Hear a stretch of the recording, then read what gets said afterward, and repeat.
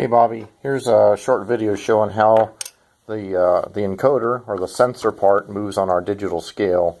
This is the encoder, that's the sliding sensor, and it just moves left and right, and that's how it determines its position.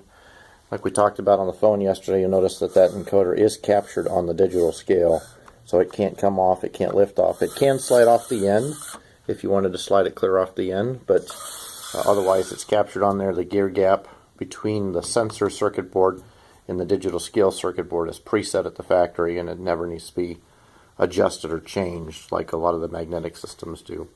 So this black part right here, this is part we call a guide clip. It's got a little slot in the bottom of it right here.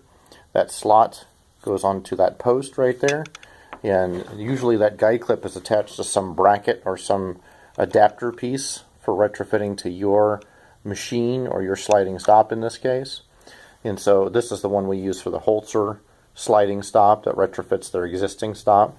But yours will probably be a little bit different, at least for the Strebig type stop.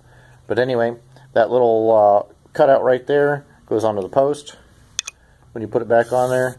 And as soon as your stop starts moving, it's engaged, it's moving, it moves the sensor just exactly like we want it to. Doesn't require a lot of pressure, just maybe a few ounces, if even that amount of pressure. And once it's on there, as your stop moves left and right, so does the sensor, and you have your reading.